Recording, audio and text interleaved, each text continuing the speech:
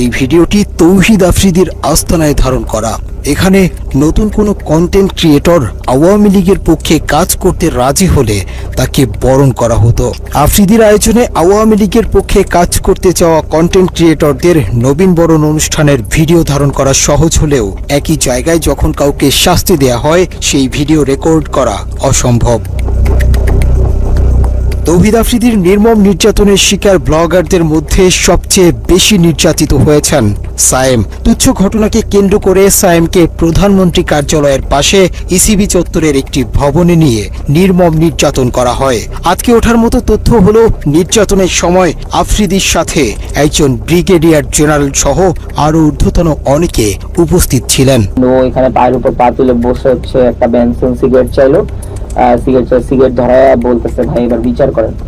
তো ওইখানে brigadier general Covid থেকে স্টার্ট করে কয়েকজন ছিলেন এবং ওখানে বলতেছিলেন যে বাকি এটা হচ্ছে ইসিবি চত্বরে ওয়াসি টাওয়ার, মানে বেধড়ক মারধর স্টার্ট করে আফ্রিদি নিজে। ও এক হাতে সিগারেট খাইতে থাকে আর এক হাতে আমাকে ঠাস ঠাস করে প্রায় মানে আমি তো গুনতে পারি নাই কারণ আমি তো অনেক মারধরের শিকার হয়েছি, প্রায় 30 থেকে 35টা থাপ্পড় আমাকে মারে খুব জোরে জোরে। আমি স্টিল বসেছিলাম যে আসলে মানে আমাকে বসায় রাখছিল এরকম একটা চেয়ারের মধ্যে যে আমার আসলে নড়াচড়া করার কোনো ওয়ে ছিল না। এন্ড তখনই বুঝতেছিলাম যে এই পুরো অফিসটা আসলে ওর আন্ডারেই চলে, কারণ যেখানে বসে ও সিগারেট খাচ্ছে, মেজরের সামনে সিগারেট খাচ্ছে, পরিচয় দিচ্ছে ব্রিগেডিয়ার কবির, সেখানে প্রাইম মিনিস্টারের সাথে ছবি, আমাকে বলতেছে এখানে অনেক এমপিরা এসে মারধরের শিকার হয়, মাইক খেয়ে যায়, পরে ওদের শিক্ষা হয়, আর যদি শিক্ষা না হয় তাহলে গুম করে দেওয়া হয়। তো এরপর থেকে আসলে আমরা জিম্মি হয়ে যাই যে ও তো এরকম একটা বাজে ভিডিও আমাদের করে রাখছে। সরকারি বাহিনীর কর্মকর্তাদের সামনে আফ্রিদি সায়েমের মাথায় পিস্তল ঠেকিয়ে গুম করে ফেলার ভয় দেখায়। তোকে এখন গুম করে দেয়, তোর লাশ কই পড়বে এটা তোর মা বোনও খুঁজে পাবে না, তোর তো বাপ নাই, তুই তো বুঝবি না, তোর মা বোন তোরা হারাইলে বুঝবে, তুই যাই হবে তোর সাথে এটা তুই সহ্য করে নিস। ওর বাবার আর্মসের বিজনেস 2009-10 থেকে, মানে এইভাবে আমাদেরকে বলে অনেক ভয় দেখাইতো। তো এখানে ও নিজে পিস্তল নিয়ে যায়, আমাদেরকে পিস্তল দেখাইতে যায়। আমাদের অনুসন্ধানে আফ্রিদির নির্মম নির্যাতনের প্রত্যক্ষদর্শী আরেকজনকে পেয়েছে, যিনি দুঃখ সহ সেই দিনগুলোর ভয়াবহতা তুলে ধরেছেন। কোনো না কোনো ভাবে একটা ভিডিও করবে, উল্টাপাল্টা কোনো একটা ভিডিও করবে, ধরেন ওটা যদি মানে এনাফ এভিডেন্স না হয় এটা ব্ল্যাকমেলের ক্ষেত্রে, তখন ও কী করবে, একটা মেয়ে দিয়ে, কারণ ওই জিনিসটা তো ভাই মানুষের সমাজে কলঙ্কিতভাবে মানুষ দেখে বা ওরা খারাপ চোখে দেখবে। সো ওই রকম কোনো না কোনোভাবে ওই মানুষটার অপদস্থ করার জন্য ওই রকমভাবে ওরে ডাউনফলে আনানোর পর দেন ওই মানুষটা তো জানে না, ওই মানুষটা জানে সে এনজয় করছে, পার্টি করছে, দেন কোনো দিন যদি ওই মানুষটা ওর কথার বিপরীতে যায় তখন ওরে পিছন থেকে ঘাড় মটকা ধরার জন্য ওর ওই ভিডিও, ওর ওই সব জিনিস দিয়ে ও মানুষের ট্র্যাপ করে থাকে। জুলাই আন্দোলনেও আফ্রিদি দেশের জনপ্রিয় সব কন্টেন্ট ক্রিয়েটরদেরকে হুমকি দিয়ে সরকারের পক্ষে কাজে লাগানোর সব রকমের অপচেষ্টা চালিয়েছেন।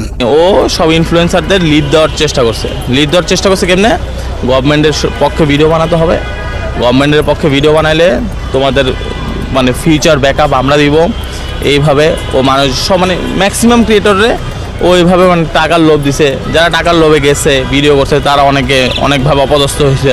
আফ্রিদির বিরুদ্ধে বেশ কয়েকজন ভুক্তভোগী নারীকে বিয়ের প্রলোভন দেখিয়ে শারীরিক সম্পর্ক করার অভিযোগ পাওয়া গিয়েছে।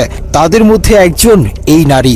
আমি সোশ্যাল মিডিয়াতে বিভিন্ন রকমের কন্টেন্ট বানিয়ে থাকি। নাম প্রকাশে অনিচ্ছুক ওই নারীর অভিযোগ, দীর্ঘদিন তার সাথে শারীরিক সম্পর্কের পর হঠাৎ করেই আফ্রিদি তাকে ছুঁড়ে ফেলে। তো ওদের সাথে আমার একটা বন্ধুর মাধ্যমে যোগাযোগ হয়, তো ও আমাকে বিভিন্ন রকমের সহায়তার হেল্পেরই দেখায়, যে আমাকে আশ্বাস দেয় যে আমাকে কন্টেন্ট ক্রিয়েট করতেও আমাকে হেল্প করবে।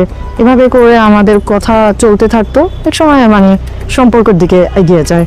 ভুক্তভোগী ওই নারী শেষ পর্যন্ত চেষ্টা করেছিল আফ্রিদির সাথে সংসার করবার, কিন্তু টিভি অফিসে ডেকে নিয়ে তাকে গায়েব করে দেওয়ার হুমকি দেয়া হয়। তারপর আফ্রিদির সাথে সংসারের স্বপ্ন শেষ হয়ে যায় তার। সবশেষ আফ্রিদির সাথে তার সম্পর্কের বিষয়টি সোশ্যাল মিডিয়াতে প্রকাশের হুমকি দিলে আফ্রিদি তাকে উল্টো হুমকি দেয় মুনিয়ার মতো পৃথিবী থেকে সরিয়ে দেয়ার। আমি জানতে পারি যে বিভিন্ন মেয়েদের সাথে ওর সম্পর্ক আছে, ইভেন মুনিয়া নামে যে একটা মেয়ে আছে ওর সাথে ওর সম্পর্ক।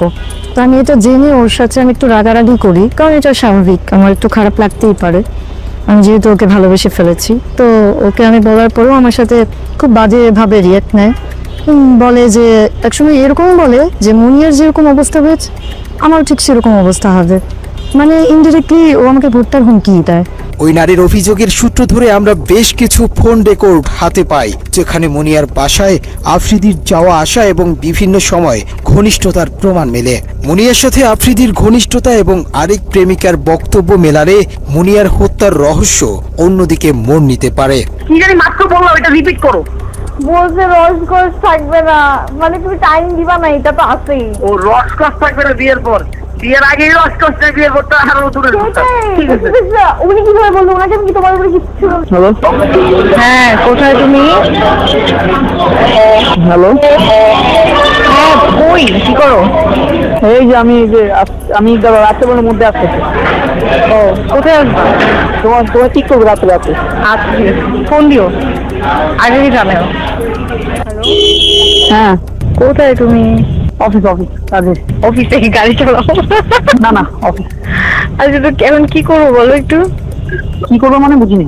মানে আজকে দেখা করবেন আমার সাথে একটু? রাত্রে আচ্ছা, শেষ ফোন করে দিও। না, আমি মানে মাত্র ইন্টারকন্টিনেন্টাল থেকে বেরোচ্ছি। হ্যাঁ, আমার কথা হচ্ছে আমি আসতে পারবো, কোনো সমস্যা নেই, কিন্তু আমি একটু ড্রাঙ্ক। প্রবলেম হবে? না, সমস্যা কি? আচ্ছা, ওই কথা বলতে পারো না? হইছে মাইকা বা হ্যাঁ, বুঝি নাই, সরি। মাইকা বা গাদা কথা। কেন? তুমি গাদা কেন? তুমি এত ন্যাচারাল ভাবে কথা বলতে পারতা? হ্যাঁ, আমি ন্যাচারালি কথা বলি। হ্যাঁ, কি করো? আচ্ছা, যাক, একটু 1%। হ্যাঁ, এটা আমি একটু জানালাম। আর এই আমি আসছি। এত দুষ্ট কেন তুমি? এসব ছাড়াও ডিবি হারুনের ক্ষমতায় আরেকজনের গার্লফ্রেন্ডকে বাগিয়ে নিয়ে বিয়ে করেছেন আফ্রিদি। শামসুল আরেফিন নামের একজনের সাথে আফ্রিদির বর্তমান বউ রিসার ছিল প্রেমের সম্পর্ক। পরে আরেফিনকে নানাভাবে হুমকি দিয়ে হারুনের দাপটে রিসাকে বিয়ে করে আফ্রিদি। রিসার সাথে আমার সম্পর্ক হয়, আমার থেকে বেশি সেই আমাকে বেশি ভালোবাসতো। হঠাৎ করে আমার একদিন রাতের বেলা, রাত 12টা 12:30টার দিকে ফোন আসে। তো ফোন এসে বলে যে আমি ডিবি কালচারের থেকে বলছি, আপনি বলে কোন মেয়েকে ডিস্টার্ব করেন। তা আমার ধারণা হলো আমি তো কোনো মেয়েকে ডিস্টার্ব করি না, কারণ আমার সাথে অলরেডি রিসার একটা ভালো সম্পর্ক, সামনে বিয়ে হবে। তো ডিস্টার্ব যদি নেক্সট টাইম করি, তারা বলে আমাকে ডিবি কার্যালয়ে নিয়ে যাবে। বলতে বাধ্য হলাম যে একটা সুন্দর সম্পর্ক, সে আওয়ামী লীগের পাওয়ারে, ডিবি হারুনের পাওয়ারে এবং তার প্রশাসন দিয়ে আমাকে হ্যাস্ত করার চেষ্টা করছে। কিন্তু আমি তো একটা সাধারণ মানুষ, তাই আমি এই জিনিসগুলা নিয়ে কোনো আর আগাই নাই। ইভেন আমি এটাও শুনছি যে তহিদ আফ্রিদির সাথে যখন রিলেশনশিপ হয়, তারপরে মুনিয়ার সাথে, বসুন্ধরার যে মুনিয়ার সাথে তহিদ আফ্রিদির একটা রেকর্ড ফাঁস হয়েছিল। তো ওই সময় রিসার সাথে ওর সম্পর্ক নষ্ট হয়ে গেছিল। রিসাকে ও বিয়ে করার কারণ হলো একটা ট্র্যাপে পড়ে গেছে রিসা, কারণ তহিদ আফ্রিদির চরিত্র তো ওরকম ভালো ছিল না। তো একটা ট্র্যাপে পড়ে গেছে, তার মধ্যে শেখ হাসিনা পালাইছে, শেখ হাসিনা সরকার চলে গেছে, আওয়ামী লীগ চলে গেছে। তো ওই পারপাসে ও রিসাকে বিয়ে করছে। আফ্রিদির বিরুদ্ধে এখন পর্যন্ত মোট 2টি মামলার তথ্য পাওয়া গেছে। এসব মামলার মধ্যে যাত্রাবাড়ী থানার CR 565/24 নম্বর মামলার অভিযোগে বলা হয়েছে, জুলাই আন্দোলনে আসাদুল হক বাবু নামের এক বিক্ষোভকারীকে সরাসরি হত্যার পরিকল্পনা ও বাস্তবায়নে কাজ করেছে তৌহিদ আফ্রিদি। মামলার অভিযোগে আরো বলা হয়েছে, আন্দোলনের সময় যাত্রাবাড়ীতে হাসিনার পক্ষে অস্ত্র সরবরাহ করেছে তৌহিদ আফ্রিদি। মামলা তো এটা চলমান অবস্থায় আছে আর কি। আমরা এটা তো মানে এখনো আমরা আন্ডার ইনভেস্টিগেশনে আছে, এই পর্যায়ে আছে। একই সাথে বাড্ডা থানায় আফ্রিদির নামে আরও একটি হত্যা চেষ্টা মামলা রয়েছে। মামলার বাদী জুলাই আন্দোলনে আহত মোহাম্মদ দুর্জয় আহমেদ আফ্রিদিকে 46 নম্বর আসামি করে এজাহারে উল্লেখ করেন 2024 সালের 20 জুলাই মধ্য বাড্ডা ইউলুপ এর নিচে অবৈধ অস্ত্র দিয়ে আন্দোলনকারীদের উপর এলোপাথারি গুলি চালায় আফ্রিদি, যার একটি গুলি লাগে জুলাই যোদ্ধা দুর্জয়ের বাম চোখে। প্রিয় দর্শক, অনুসন্ধানের শুরুতেই আমরা বলেছি ক্রাইম এডিশনের আজকের পর্বের নাম পাববেটা 840। আমরা এতক্ষণ অর্ধেক নিয়ে আলোচনা করেছি, কিন্তু আমাদের অনুসন্ধানে উঠে আসা অপরাধনামার অর্ধেকখানি করিয়াছে পুত্র, অর্ধেক তার বাপ। নাসির উদ্দিন সাথী জন্মদাতা কিনা সেটা বলা মুশকিল, তবে খাতা কলমে তৌহিদ আফ্রিদির বাবা। খাতা কলমে কেন সেই আলাপে যাওয়াটা ঠিক হবে না, তার চেয়ে নাসির উদ্দিন আমল নামাতেই থামা যাক। নাসির উদ্দিন সাথী এবং তৌহিদ আফ্রিদির প্রতারণার হাতেখড়ি পারিবারিকভাবেই হয়েছে। একসময় নুন আনতে পান্তা ফোরানো সাথীর অর্থবিত্তের পুরোটাই জোর জবরদস্তি আর 2 নম্বরি করে কামানো। কাঁথা বালিশ মাথায় নিয়ে লঞ্চে চড়ে ঢাকায় আসার আগে জমি দখলের কৌশলটা সাথী বরিশাল থেকেই অনুশীলন করে এসেছেন। নাসির উদ্দিন সাথীর উত্থানের একমাত্র সিঁড়ি মাই টিভি, কিন্তু সেই মাই টিভি দখলের ভয়ঙ্কর গল্প শুনলে আতকে উঠবেন। নাসির উদ্দিন সাথী নিজেকে মাই টিভির চেয়ারম্যান দাবি করলেও তিনি ছিলেন মাই টিভির একজন কর্মচারী মাত্র। অনুসন্ধানে আমরা বিলকিস বেগম নামে এক নারীর সন্ধান পেয়েছি, যিনি মাই টিভির আসল প্রতিষ্ঠাতা। বিলকিস বেগমের আস্থাভাজন কর্মচারী নাসির উদ্দিন সাথী যেভাবে মাই টিভি দখল করেছেন, সেই গল্প সিনেমাকেও হার মানাবে। নাসির উদ্দিন সাথীর সাথে আমার পরিচয় ছিল। ও একটা এডিটিং হাউস ছিল শান্তিনগরে। ও সব জায়গায় সিডি দিত, সব প্রত্যেকটা চ্যানেলে সিডি দিত। ও আমাকে সিডি দিতে আসছে, সিডি দিতে আইসা পরিচয় হয়েছে। তখন ওই যে আসতে যাইতে যাইতে যাইতে একটা কোনো সম্পর্ক সৃষ্টি হয়েছে, ভাই বোনের সম্পর্ক। সেই সুবাদে সে আমার চ্যানেলে রয়েছে। ও তো টাকা পয়সা ছিল না, একটা সময় কোনো টাকা পয়সা ছিল না, বড় লোক হয়েছে। মানুষকে বলছে যে আমি মাই টিভির মালিক, বলে বলে মানুষকে ঠকায় টাকা নিছে, মালিক বানাবে। কিন্তু ও তো মালিক বানাতে পারবে, মালিক তো আমি বানাতে পারবো, কারণ প্রতিষ্ঠানের মালিক আমি বানাতে পারবো। ও সবার কাছে টাকা নিয়ে আনিয়া তারপরে এই মালিকগুলো হয়েছে। ওর একটা হাউস ছিল, ও একটা এডিটর ছিল, জাস্ট একটা একজন এডিটর। মাই টিভি দখল করেও ক্ষান্ত হননি। বিলকিস বেগমকে নানাভাবে হত্যারও চেষ্টা করেছিল নাসির উদ্দিন সাথী। এখনো আমি চলতে পারি না রাস্তায়।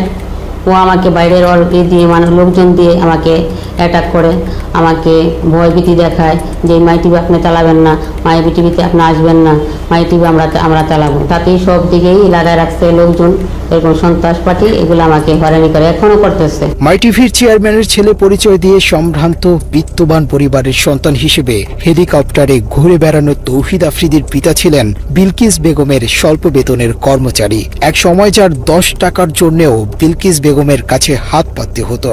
আওয়ামী লীগ থাকতে আওয়ামী লীগের ক্ষমতা দেখায়া ডিবি হারুনকে দিয়ে আমাকে অ্যারেস্ট করাইছে। 2 দিন আমি জেলও ছিলাম। বাংলাদেশে যারা অন্যায়ভাবে একটা মিডিয়া একটা সবার কাছে একটা গ্রহণযোগ্য, সেই মিডিয়া নিয়ে সে করছে, প্রতারণা করছে আমার সাথে, মিথ্যা করেও সে চালাচ্ছে। সে তার পকেটে ছিল 10 টাকা, সে কোটি কোটি টাকার মালিক হয়েছে আমার মাই টিভি দিয়ে। আমার উল্টা আমাকে মামলা দিয়ে হয়রানি করে দূরে রাখছে। ও টাকা ইনকাম করে ও নিচ্ছে, আমার প্রতিষ্ঠান ইনকাম করে ও। পকেটে 10 টাকা না থাকার সাথী আজ হাজার কোটি টাকার মালিক। প্রতারণার মাধ্যমে দখল করা এক মাই টিভির ওপর ভর করে সাথীর পরিবারের সবার ঘরে লাল নীল বাতি জ্বলছে, আর অন্ধকার হয়েছে অনেকের ঘর।